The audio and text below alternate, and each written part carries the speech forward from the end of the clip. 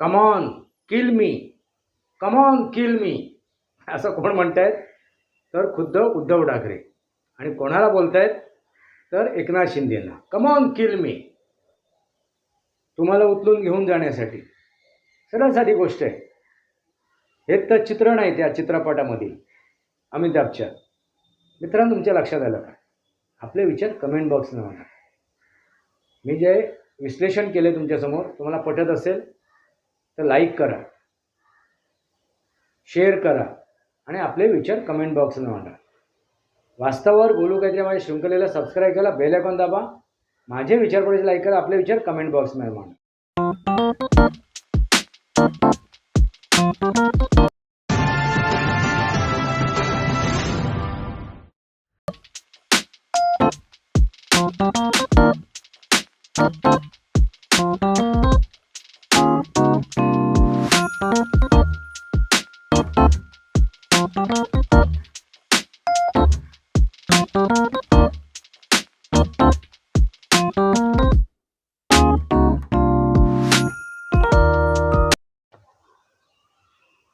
नमस्कार मित्रांनो, वास्तवावर बोलू काहीतरी शृंखलेमध्ये पुन्हा एकदा आपलं स्वागत. मी आपला मित्र Rajesh Vasanti Sabaji Keluskar. Come on kill me, come on kill me असं कोण म्हणतायत तर खुद्द उद्धव ठाकरे. आणि कोणाला बोलतायत तर एकनाथ शिंदेंना. कम ऑन किल मी. आता हे कम ऑन किल मी हे कधी बोलले ते? ज्यावेळी त्यांनी आपल्या वर्धमान दिन घडवत होते. कोणाचा? शिवसेनेचा. आता मुळात महत्त्वाची गोष्ट तर शिवसेना ही त्यांच्याकडे नाही आहे. त्यांच्याकडे जे अस्तित्व आहे ते उभाटाचं आहे, शिवसेनेचं नाही आहे. पण ते वर्धापन दिन कुठलं समजतायत? शिवसेनेची ज्यावेळी निर्मिती झाली तो दिवस 19 जुलै. मित्रांनो, 19 जुलैला शिवसेनेची निर्मिती झाली 1965 साली. त्याचा वर्धापन दिन हा साजरा करतायत उद्धव ठाकरे. आणि त्या वर्धापन दिनाच्या दिवशी ते आपल्या कार्यकर्त्यांना संबोधन करतायत.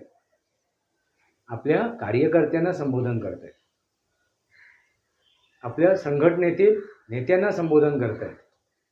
आपल्या चाहत्यांना संबोधन करतायत. आपल्या समर्थकांना संबोधन करतायत. आणि त्यावेळी काय म्हणतायत? कम ऑन किल मी. हास्यास्पद आहे मित्रांनो हे जे वाक्य वापरलं. पण हे सर्व म्हणण्याच्या अगोदर त्यांनी अगदीच तो पूर्वीचा तुणतुणा वाजवला. म्हणजे कोण? गद्दार, माझा बाप चोरला, माझी संघटना चोरली, माझा पक्ष चोरला, माझ्या पक्षाचं नाव चोरलं, ते चिन्ह चोरलं. बस तेच रडगाणं, टोमणे मारणे. पण हे सर्व करताना त्याने एक उदाहरण दिलं. प्रहार एका चित्रपटामध्ये काय उदाहरण दिलं? प्रहार चित्रपटामध्ये नाना पाटेकर आपल्या दुश्मनांना सांगतोय, कम on kill me, come on kill मी, या मारायला या, मी बघतो. त्यांना आव्हान करतो. आता हेच आव्हान ते एकनाथ शिंदेंना आणि देवेंद्र फडणवीस यांना करतायत. Come on kill me, come on kill me. आणि त्यांना गद्दार म्हणतायत. देवेंद्र फडणवीस यांना घरफोड्या म्हणतायत, पक्षफोड्या म्हणतायत. अमित शहा यांना घरफोड्या, पक्षफोड्या म्हणतायत. मित्रांनो, तोच तुणतुणा वाजवत आहे. तीच कॅसेट त्यांची वाजते. बस याच्या पलीकडे दुसरा त्यांचा उद्योगच नाही आहे. दुसऱ्याला दूषणं देणार. परत महानगरपालिकेमध्ये काय भ्रष्टाचार चालला आहे. परत मराठी माणसाचा काय मराठी माणसाची कशी वाताहत झाली आहे हे ते सांगायला विसरले नाही. पण महानगरपालिका गेल्या 30-35 वर्ष त्या शिवसेनेकडेच होती. आणि त्यावेळी शिवसेना ही अखंड शिवसेना होती. आजही अखंड शिवसेना आहे.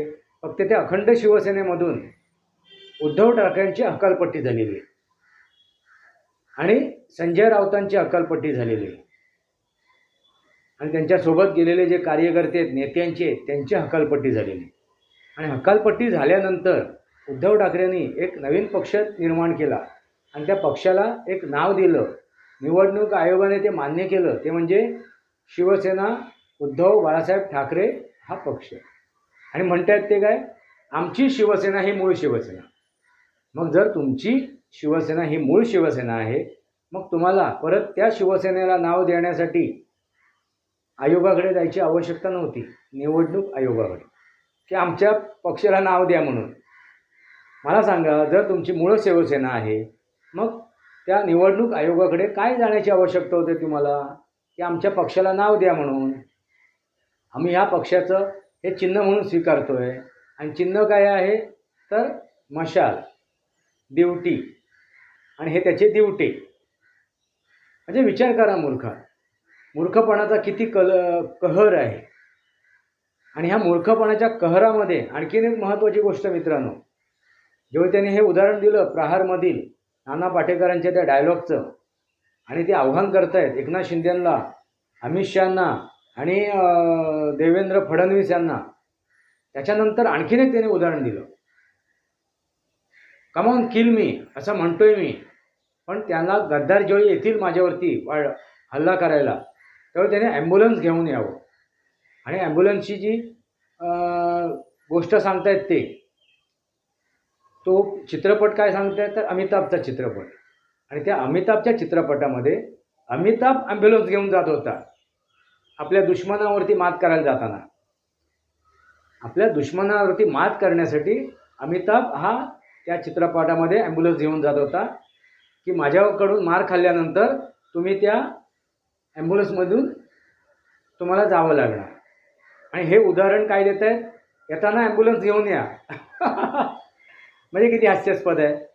उद्या सकाळी ते यांचे विरोधक म्हणजे एकनाथ शिंदे, देवेंद्र फडणवीस हे ज्यावेळी ॲम्ब्युलन्स घेऊन येतील आणि ह्यांना चोपतील, कोणाला, उद्धव ठाकरेंना आणि त्यांच्या समर्थकांना, त्यांच्या चाटुकारांना, त्यांच्या कार्यकर्त्यांना, आणि मग काय सांगतील, आता ही ॲम्ब्युलन्स आम्ही आणली ना बरोबर, त्या ॲम्ब्युलन्समधून त्यांना टाकून आता जावा हॉस्पिटलमध्ये ॲडमिट व्हा. अरे काय उदाहरण सांगताय. अमिताभ हा समोरच्या आपल्या दुश्मनासाठी ॲम्ब्युलन्स घेऊन येत होता, आणि तुम्ही दुश्मनाला आमंत्रित करताय आणि ॲम्ब्युलन्स घेऊन यायला सांगतायत, म्हणजे स्वतःला ॲडमिट करण्यासाठी. हे विचार करा, काय गंमत आहे की नाही. किती महामूर्खपणाचा हा एक कळस आहे. अरे आपण काय उदाहरणं देतोय, कुठली उदाहरणं देतोय, काय आव्हानं करतोय, कोणाला आव्हानं करतोय. त्याने आव्हान केलं निवडणूक घेऊन बघा, अशी आव्हानं केली. कधी विधानसभेच्या निवडणुकीपूर्वी तोंडात आपडले ना.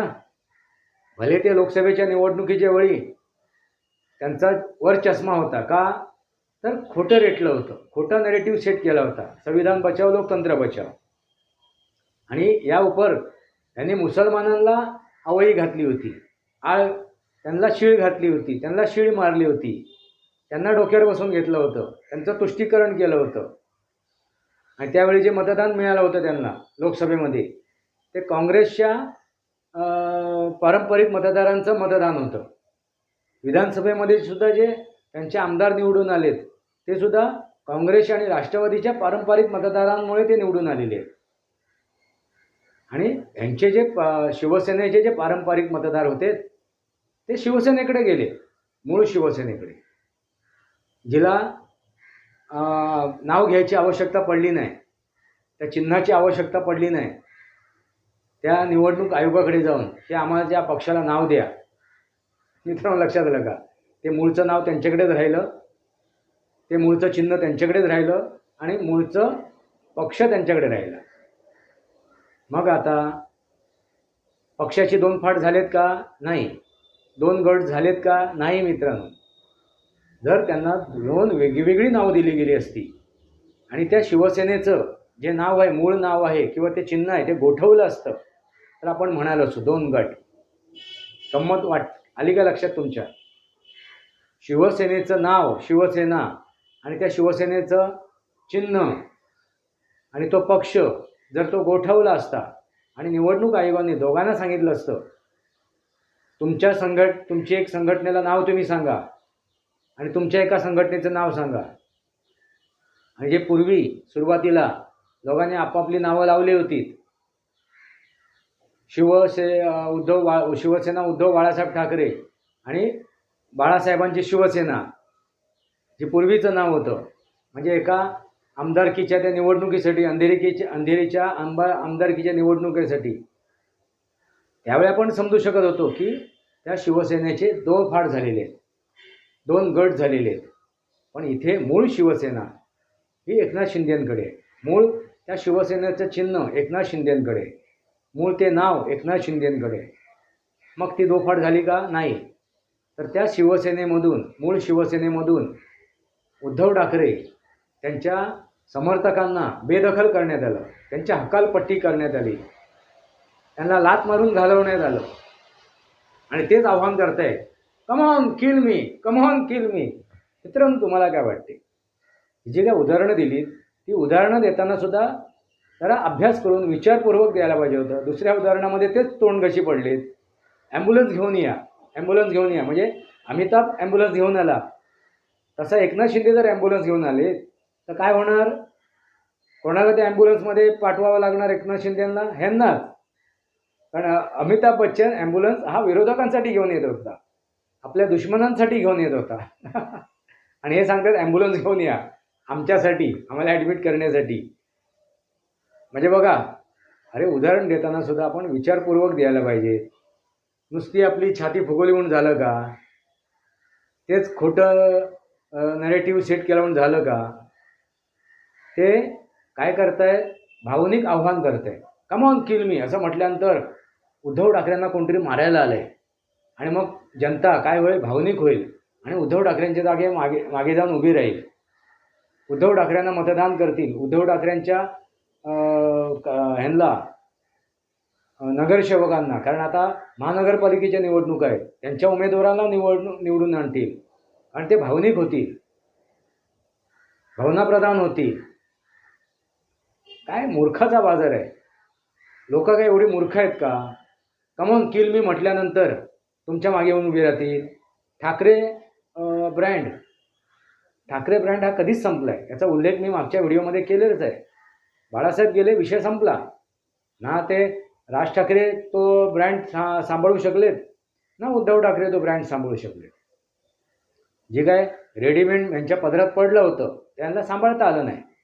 राज ठाकरेला सुरुवातीला जे हे मिळालं त्यांना त्याचा फायदा उचलता आला, नगरसेवक आमदार निवडून आणता आले, ते सुद्धा त्यावेळीची परिस्थितीनुसार. त्याच्यानंतर काय हालाकीची परिस्थिती आली, एक आमदार, एखादा नगरसेवक, हेच आजपर्यंत. आणि आताच्या निवडणुकीमध्ये तर अगदी सपाटून मार खाल्ला त्या मनसेने सुद्धा, राज ठाकरेंनी सुद्धा. म्हणजे जनता किती ह्यांच्यावरती प्रेम करते, किती विश्वास ठेवते हे दिसून येते ना. कशाला उगाचच मराठी माणसांच्या नावावरती. ठीक आहे, राज ठाकरेंनी जो मुद्दा उपस्थित केला, हिंदी हा विषय तुम्ही अनिवार्य करू नये, आणि ते स्वागतार्थ आहे, आम्ही ते अमान्य म्हणत नाही. पण तेवढ्याशा मुद्द्यावरती आम्ही तुम्हाला मतदान देऊ का? मराठी माणूस मतदान करेल का? याचाही विचार राज ठाकरेंनी करावा. कारण एवढे असे नुसते मुद्दे उपस्थित करून मराठी माणसांच्या मनात स्थान निर्माण होईल का? कारण ज्यावेळी राज ठाकरेसुद्धा शिवसेनेत होते त्यावेळी त्यांनी बाळासाहेबांच्या विरोधात हे प्रश्न उपस्थित नाही केलेत की मराठी माणसाची का वाताहत होती आहे, शिवसेनेकडे महापालिका असून सुद्धा का मराठी माणूस मुंबईमधून बेदखल होतोय, नामशेष होतोय. हे जर राज ठाकरेंनी त्यावेळी जर प्रश्न उपस्थित केले असते बाळासाहेबांच्या हयातीत, बाळासाहेबांच्या समोर, तर एक वेळेस आपण मान्य केलं असतं. त्यावेळी ते तर चिप्पी तोंड बंद करून उभे होते, ते बाळासाहेबांच्या सोबत चालत होते, त्या शिवसेनेच्या सोबत चालत होते, आणि हळूहळू मराठी माणूस मुंबईमधून बेदखल होत होता, नामशेष होत होता. अरे कोणाच्या तोंडाला पाणी पुसणार? ह्यांची मुलं इंग्रजी माध्यमातून शिकलेत आणि हे परत मराठी ज्या महापालिकाच्या शाळा होत्या त्या बंद पडल्या. कोणाच्या काळात? उद्धव ठाकरेच्या काळात, शिवसेनेच्या काळात. त्यावेळी बाळासाहेबांनी ना विचार केला, ना उद्धव ठाकरेंनी विचार केला, ना राज ठाकरेंनी विचार केला. फक्त मराठी म्हणजे दुकानाच्या पाट्या आहेत त्या मराठी करून त्याच्यातून काय निष्पन्न होणार? त्या दुकानात शेवटी परप्रांतीयच बसलाय ना मालक म्हणून. नुसतं पाट्या बदलून मराठी माणसाचा काय फायदा झाला? मराठी त्या पाट्यात लिहून मराठी माणसाचा काय फायदा झाला? काय उद्योग झाला? काय पोट्या पाण्याला लागला? काय त्याला व्यवसाय मिळाला, त्या दुकानात जर एखादा मराठी माणूस बसला असता, त्या दुकानाचा मालक जर एखादा मराठी माणूस असता, तर आपण समजू शकलो असतो. बस झालं हे तोंडाला पानं पुसणं आणि भावनिक आव्हान करणं. कम ऑन किल मी, भावनिक आव्हान. बस झालं. जनता ये पब्लिक है, सब जानती है. त्यामुळे आता उद्धव ठाकरेंनी किंवा राज ठाकरेंनी हे भावनिक आव्हान करणं बंद करावं आणि वास्तवामध्ये राजकारण करावं. रयतेसाठी, जनतेसाठी राजकारण करावं. ज्या छत्रपती शिवाजी महाराजांच्या नावाने ही संघटना उभी केली शिवसेना म्हणून, त्यांना आदर्श म्हणून समोर ठेवून त्यांच्या आदर्श जपावा त्यांनी आणि त्यानुसार रयतेचा राजा व्हावा, तर जनता तुम्हाला निवडून देईल. आता भारतीय जनता पार्टीला मतं का मिळत आहेत? कारण त्यांच्या विश्वासाला पात्र झाली आहे भारतीय जनता पार्टी. देशातच नव्हे, राज्यातच नव्हे, तर प्रत्येक कान्याकोपऱ्यामध्ये त्यांच्या विश्वासाला ती पात्र झाली आहे. मग ही विश्वासार्थ पाळणं हे कोणाच्या हातात आहे? ह्या उद्धव ठाकरेंच्या हातात आहे, ह्या राज ठाकरेंच्या हातात आहे. पण तुम्ही ती माती केलेली आहे आणि उगाचच भारतीय जनता पार्टीच्या, नरेंद्र मोदीजींच्या नावाने किंवा ते ऑपरेशन सिंदूरच्या नावाने किंवा ते प्रयागराजमध्ये जे महाकुंभ मेळा त्याच्या नावाने बोटं मोडून काय उपयोग नाही. तुम्ही काय करताय? तुम्हाला नाशिकची ती महानगरपालिका मिळाली होती, काय ती तुम्ही टिकवू शकलात का? दिली होती जनतेने तुम्हाला. पुढची 5 वर्षे का टिकवू शकलात नाही तुम्ही? का जनतेच्या मनात तुम्ही आपला स्थान निर्माण करू शकलात नाही? हिची कारणं शोधा ना तुम्ही. कशाला दुसऱ्याला दोष देताय? कशाला मराठी माणसाच्या नावाने बोटं मोडताय? कशाला बोंबा मारताय? कशाला भावनिक विषयाला हात घालण्याचा प्रयत्न करतायत? कोणी भावनाप्रधान होणार नाही आता. कारण आता सोशल मीडियाच्या मार्फत, सामाजिक माध्यमाच्या मार्फत प्रत्येकाला वास्तव कळते, सत्य कळते आणि तुम्ही उघडे पडताय, तुमचं पितळ उघडं पडते. बस झालं आता. हे जे आव्हान आहेत ना, भावनिक आव्हान, कम ऑन किल मी, आणि नंतर तुम्ही उदाहरण देताय त्या अमिताभचं, ॲम्ब्युलन्स घेऊन या. ॲम्ब्युलन्स गाडी कशाला घेऊन आला? तर विरोधकांसाठी. ॲम्ब्युलन्स कोणाला सांगतात आणायला? तर शिंदेंना, त्या देवेंद्र फडणवीस यांना. मग देवेंद्र फडणवीस आणि शिंदे काय करणार? ते ॲम्ब्युलन्सचा वापर तुम्हाला झोपवण्यासाठी, तुम्हाला उचलून घेऊन जाण्यासाठी. सरळ साधी गोष्ट आहे. हे तर चित्रण आहे त्या चित्रपटामधील अमिताभच्या. मित्रांनो, तुमच्या लक्षात आलं का? आपले विचार कमेंट बॉक्सनं म्हणा. मी जे विश्लेषण केले तुमच्यासमोर, तुम्हाला पटत असेल तर लाईक करा, शेअर करा आणि आपले विचार कमेंट बॉक्सनं मांडा. वास्तवावर बोलू काहीतरी माझ्या शृंखलेला सबस्क्राईब करा, बेल आयकॉन दाबा, माझे विचार पडले लाईक करा, आपले विचार कमेंट बॉक्समध्ये मांडा. तुर्तास इतकंच. भारत माता की जय, वंदे मातरम. जय भारत, जय महाराष्ट्र, जय सनातन.